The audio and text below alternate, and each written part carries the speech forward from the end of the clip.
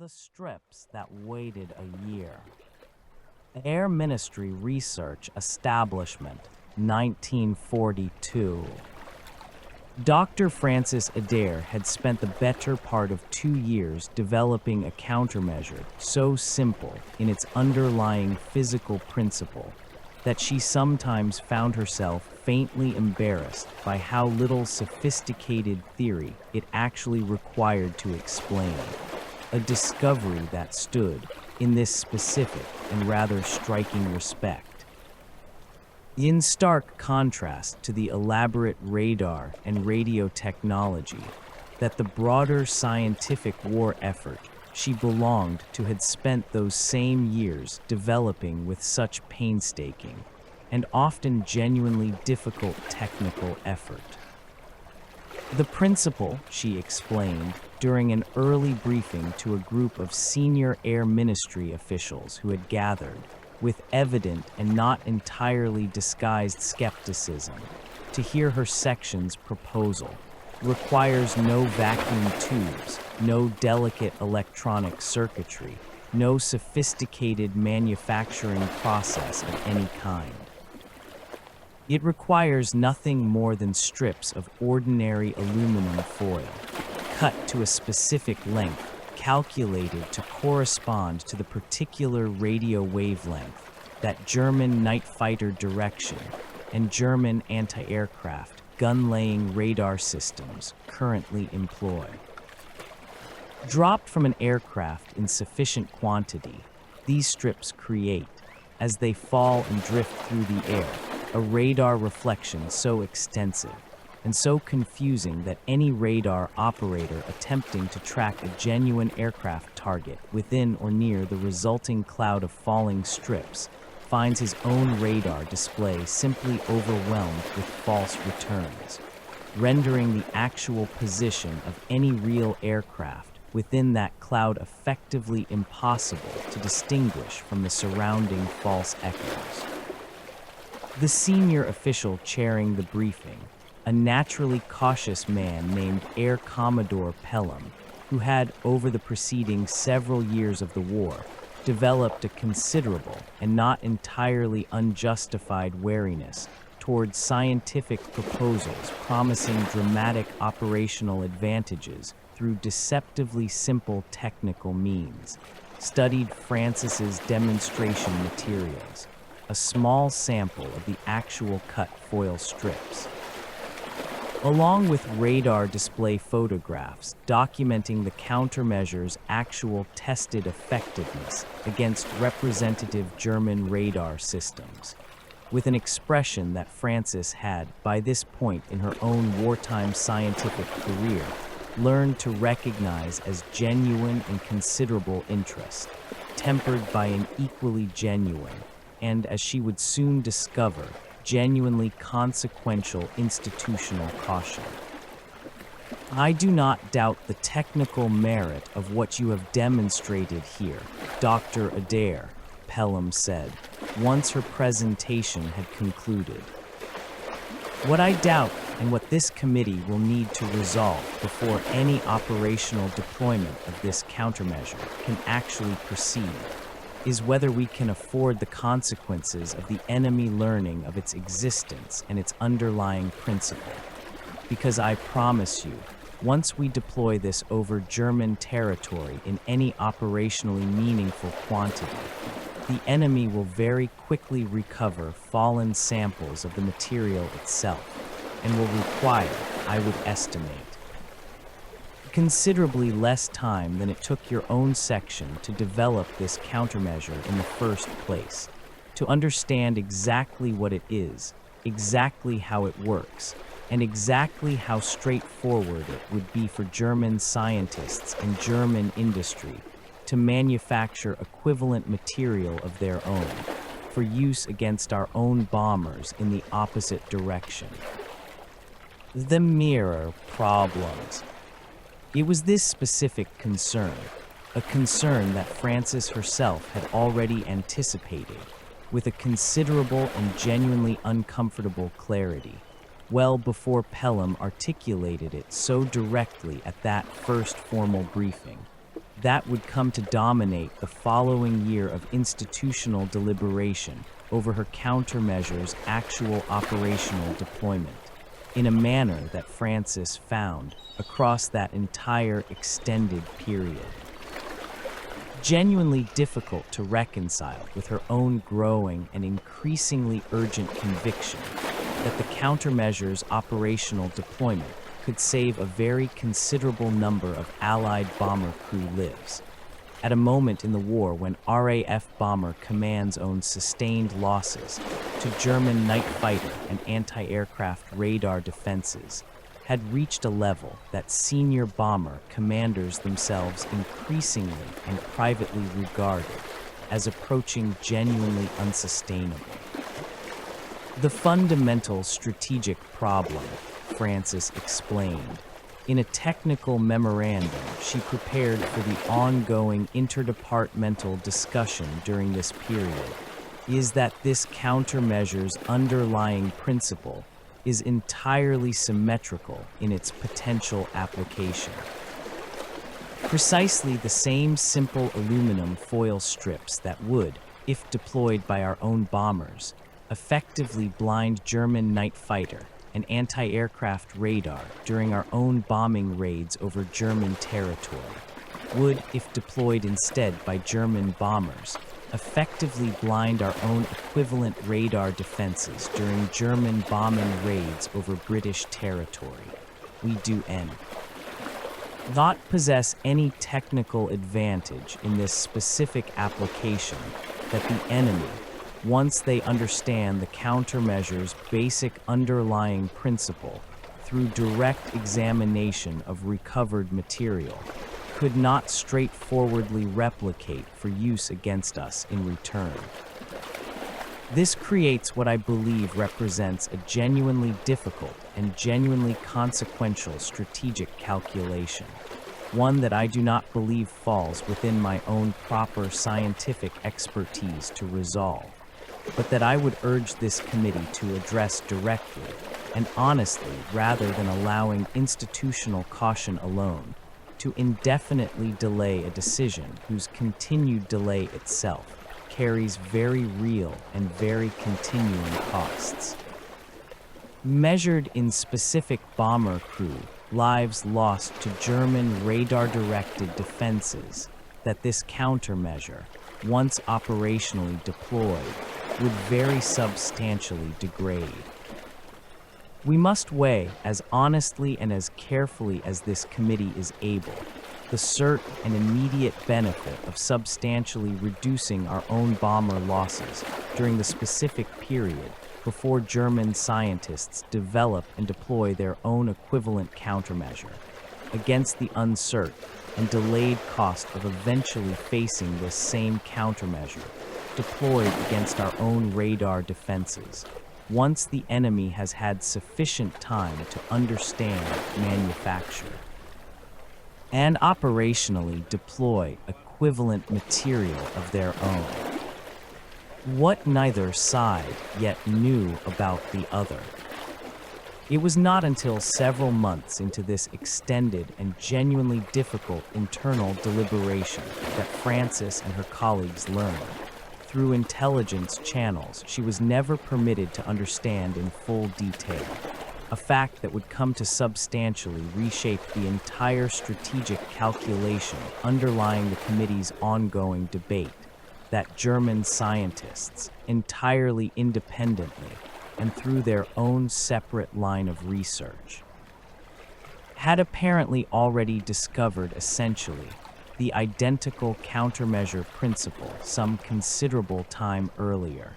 and that German military authorities appeared to be withholding its own operational deployment for reasons that intelligence assessments suggested closely paralleled the same mirror-image strategic concern that had so thoroughly dominated the British Committee's own extended deliberation.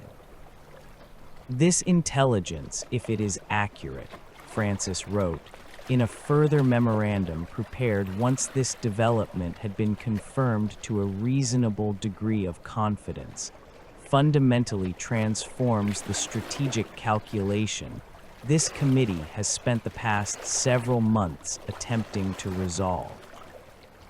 We are not, as our earlier deliberations appear to have assumed, considering whether to introduce an entirely novel countermeasure that the enemy does not yet possess and might not otherwise discover for some considerable additional period.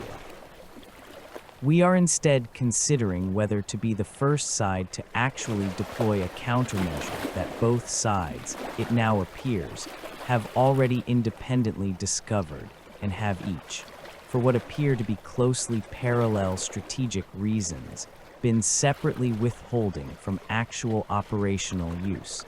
out of a mutual and apparently symmetrical fear of provoking the other side's own equivalent deployment in response. This changes, I would suggest, the fundamental nature of the strategic question this committee actually faces. We are not weighing a genuine choice between deploying a novel advantage and preserving an ongoing technical secret indefinitely, since the underlying secret, it now appears, is not genuinely exclusive to our own side at all, and has almost certainly already been independently discovered by the enemy regardless of whatever decision this committee ultimately reaches regarding our own operational deployment. We are weighing, instead, a considerably narrower, and I would argue considerably more tractable question. Given that both sides already possess this capability, and given that neither side has yet actually deployed it operationally, is there a specific strategic moment at which our own side would derive sufficiently greater benefit from initiating deployment first, before the enemy's own eventual, and on this new understanding, essentially inevitable independent deployment, to justify accepting whatever eventual retaliatory deployment the enemy will very likely undertake in response. Once our own first use inevitably confirms to their own military authorities that the moment for mutual restraint has effectively already passed. The calculation that finally resolved the question. The specific strategic calculation that eventually resolved this extended internal debate reached through a combination of Francis's own continued technical advocacy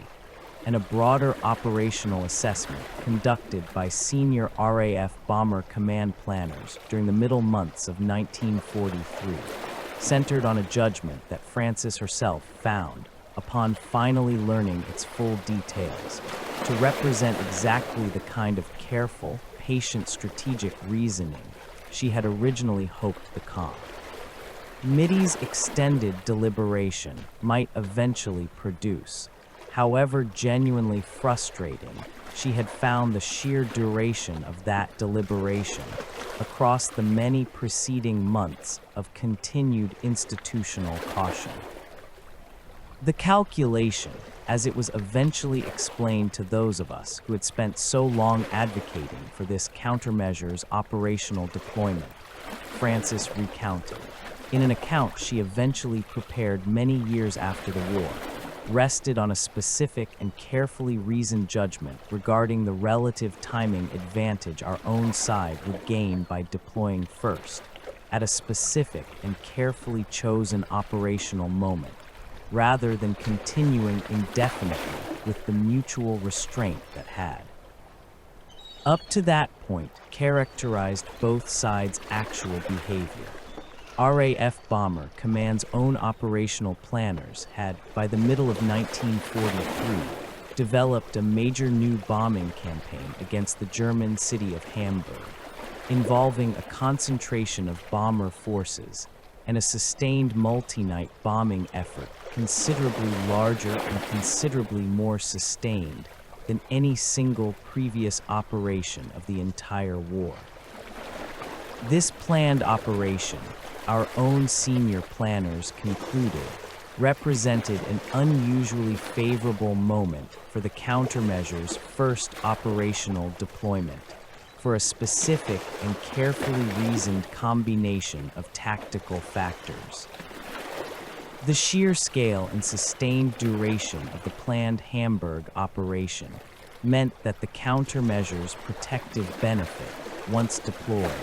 would apply across a considerably larger number of individual bomber sorties, and would therefore save a considerably larger absolute number of aircraft and crew than a similarly timed deployment during any single smaller operation might achieve. And the specific timing, occurring during a period when German Air Defense Command was, according to our own intelligence assessments, not yet fully prepared to rapidly develop and deploy its own equivalent retaliatory countermeasure, even once our own first use inevitably revealed the underlying technique, meant that we could reasonably expect several additional months of continued protective benefit from the countermeasure's use across subsequent operations. Before German scientists and German industry could realistically be expected to develop and deploy their own equivalent material at operationally meaningful scale. This was, I want to be clear, never presented to those of us on the technical side of this decision as anything resembling a permanent or unconditional advantage.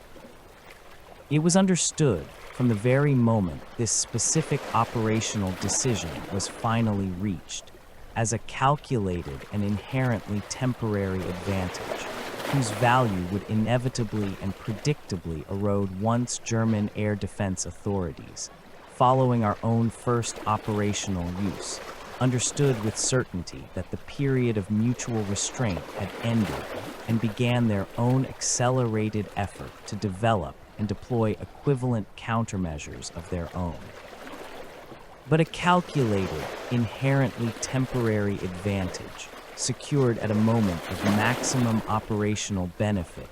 and pursued with full and clear-eyed understanding of its own eventual erosion,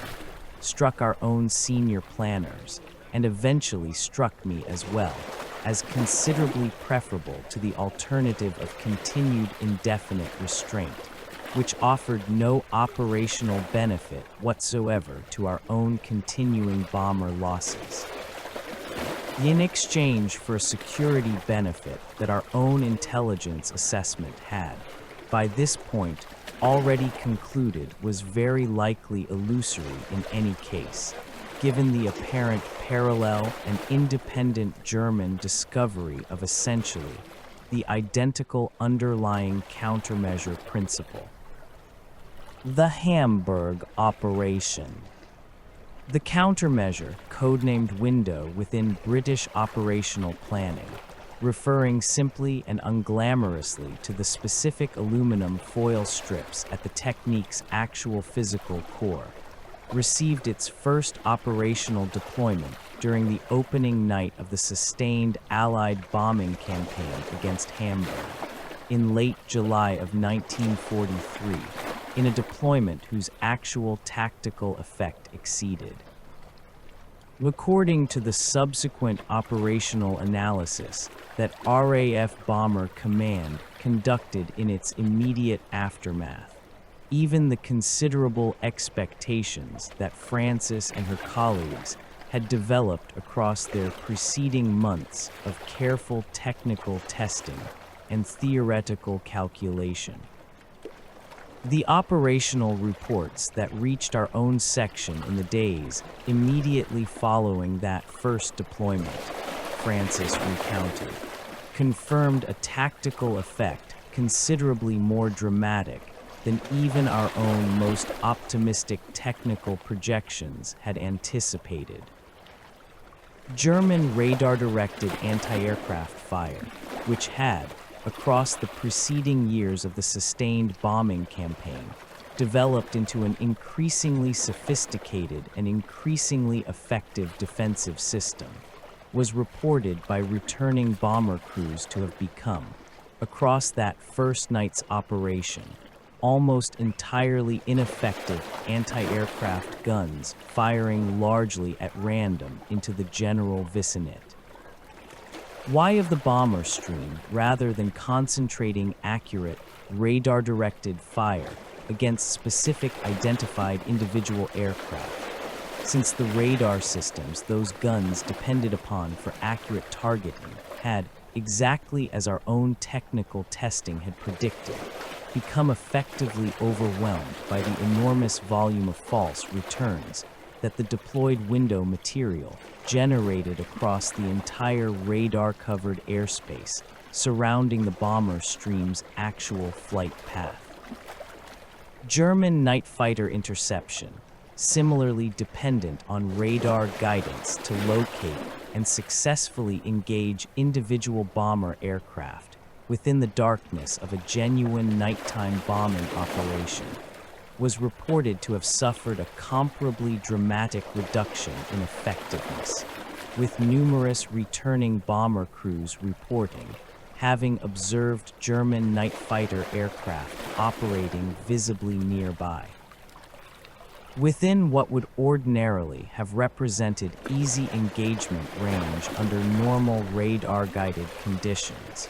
but apparently unable to actually locate and engage specific individual bomber targets amid the extensive radar confusion the deployed countermeasure had created throughout the surrounding airspace. Our own aircraft losses across that first night's operation, when the final operational reports were fully compiled and analyzed, proved to be substantially lower than RAF Bomber Command's own planners had projected based on the loss rates that comparable previous operations against similarly well-defended German targets had historically experienced, a reduction that our own subsequent detailed statistical analysis attributed with a very considerable degree of confidence. Directly and specifically to the countermeasures' first operational deployment. What the reduction in losses actually meant.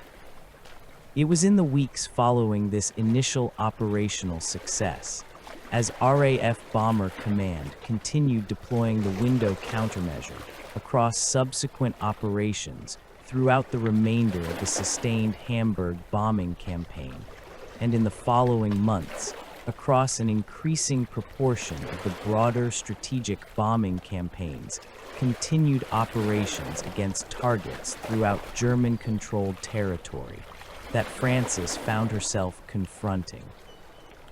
With a directness and a specificity that the more abstract technical and strategic deliberations of the preceding year had somehow managed to keep at a certain protective intellectual distance, the genuinely difficult human reality that the entire extended year of institutional deliberation had actually concerned throughout its full duration. I had spent, she wrote in her own later reflective account, the better part of a full year engaged in what had felt, across the actual daily experience of that extended period, like a genuinely abstract and genuinely bureaucratic process, technical memoranda, committee presentations, careful strategic calculations regarding relative timing advantages and relative rates of anticipated enemy technical development. Conducted across countless meeting rooms and countless exchanges of formal written correspondence, in a manner that had, I now recognize looking back across the considerable subsequent distance of many intervening years, somehow allowed me to engage with the entire question at a level of abstraction that kept its genuine and continuous human cost at a certain psychological remove from my own daily working experience of the problem. It was only once the countermeasure had actually been deployed, and I began receiving and reviewing the specific operational statistics, documenting exactly how many fewer bomber crews had actually been lost across each subsequent operation, compared to what our own careful historical analysis indicated we should otherwise have expected to lose. That the genuine and specific human weight of the preceding year's extended deliberation finally struck me with the full and direct force that I believe, in retrospect, it should probably have struck me considerably earlier in the process. Each specific number in those operational loss statistics represented specific individual bomber crews, young men, in most cases barely out of their own adolescence, flying dangerous nighttime missions across heavily defended German airspace, whose own individual chances of surviving each specific operation had been measurably and substantially improved by a countermeasure that our own institutional caution had. For reasons I continued to understand and continued to accept as strategically reasonable, even as I found myself, in this new and more directly confronting context, considerably less able to feel entirely at peace with, kept from actual operational deployment for the better part of an entire preceding year, during which period a very considerable number of bomber crews had continued flying missions without the protective benefit that this same technically complete and this same operationally proven countermeasure could, in principle, have already been providing them. The German response when it finally came. The eventual German development and deployment of an equivalent radar countermeasure, when German scientists and German industry finally succeeded in producing and operationally deploying their own version of essentially the same basic technique against Allied bombers, arrived, according to the subsequent historical analysis that both British and German wartime records eventually allowed historians to reconstruct in considerable detail. Somewhat more slowly than the more pessimistic projections that had circulated during the original British Committee's extended deliberation had generally anticipated, a delay that Frances herself, upon eventually learning its full details many years after the war's end, came to regard as a genuinely important and genuinely instructive confirmation of the broader strategic calculation that had eventually persuaded the original committee to proceed with operational deployment.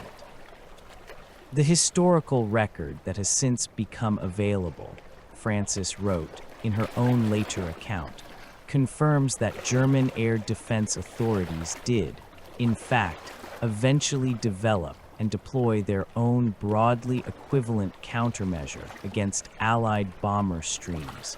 exactly as our own original committee deliberation had anticipated they eventually would. Once our own first operational use had confirmed to German military authorities that the period of mutual restraint had genuinely and permanently ended. But this German deployment took several additional months to actually materialize at operationally meaningful scale, a delay that the original committee's careful strategic calculation had specifically anticipated and specifically incorporated into its own eventual decision to proceed with our own deployment at the particular moment it ultimately chose, and a delay whose actual practical benefit, measured in the specific additional months during which Allied bomber crews continued receiving the countermeasure's protective benefit without yet facing its own German equivalent deployed against them in return, I have come, across my own subsequent years of reflection, to regard as having genuinely justified the specific and carefully calculated risk that our own original decision to proceed with deployment at that particular chosen moment actually represented.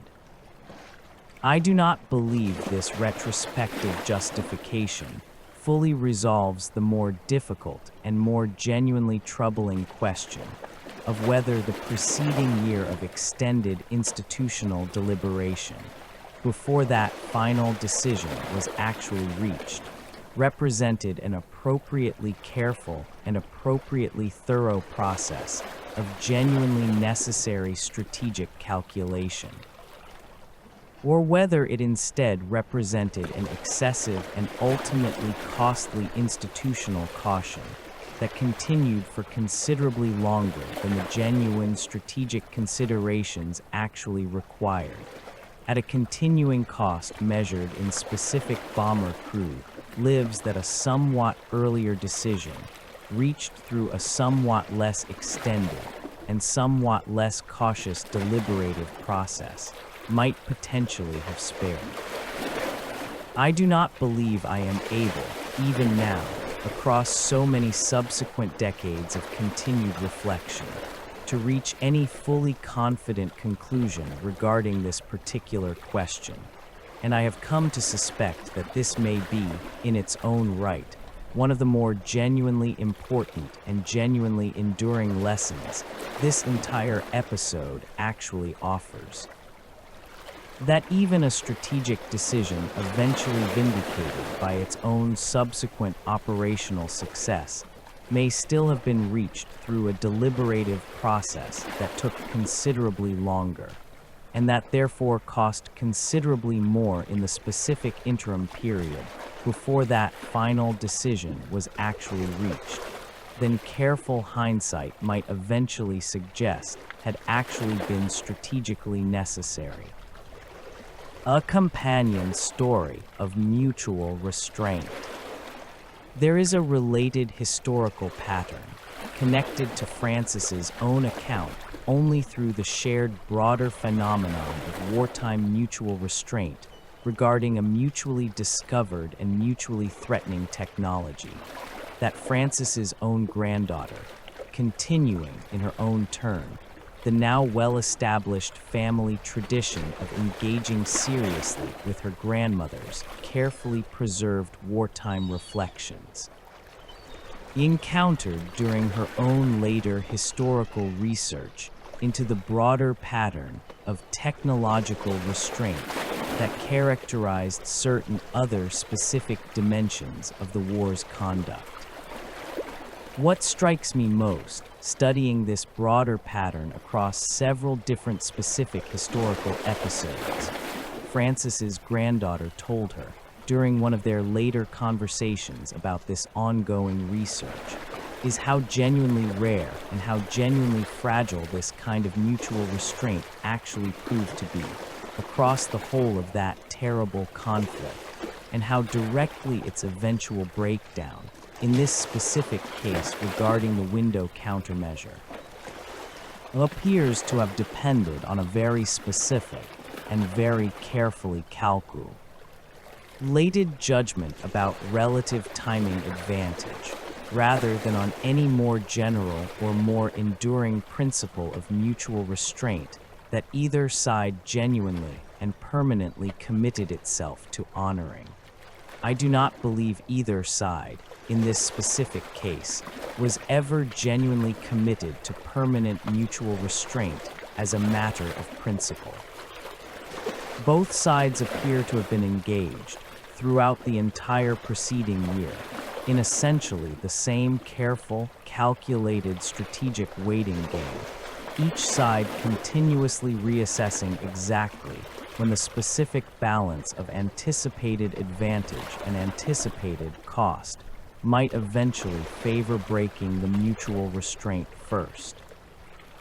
Rather than continuing to honor it indefinitely out of any more principled or more enduring commitment to avoiding this specific category of mutually threatening technological escalation. What Francis chose to remember.